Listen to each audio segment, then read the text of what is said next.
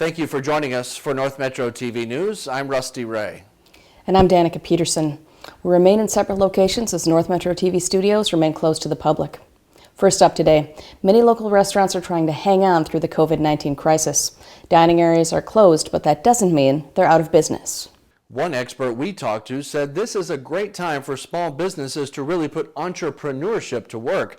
As Mike Johnson reports, one popular family-owned restaurant in Blaine is doing what it can to keep the doors open.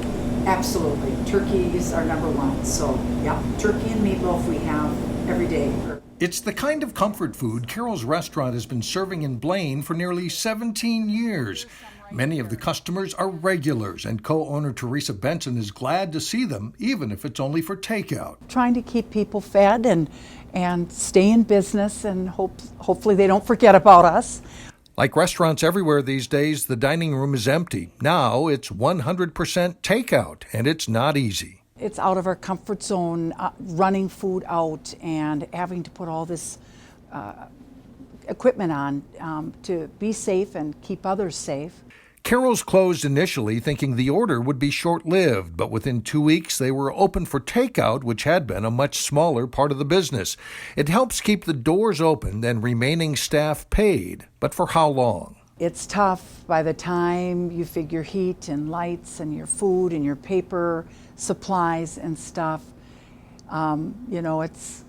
We can do it for a little bit, but at some point, and I hope soon, we can get back up and running at full capacity.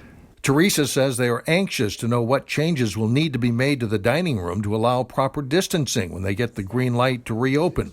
One option may be to eliminate some tables. How do you limit people that are coming in? Sorry you can't come.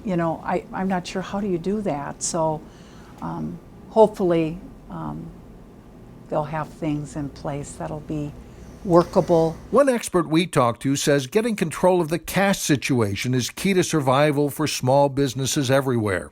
John Stavig of the Home Center for Entrepreneurship at the University of Minnesota says that could mean furloughing employees and finding expenses that can be put off. Most companies that come out of these situations successfully, look pretty hard up front and realize that, cash is going to be their lifeblood, and they've got to make some difficult decisions up front and try and create as much flexibility as they can. Stavig says staying open as much as possible could be a way to strengthen long-term connections with the community. Those companies that don't just, look inward and recoil, but that really rush out and strengthen their ties with the community, this may be an opportunity for them to come out of this even stronger, over time.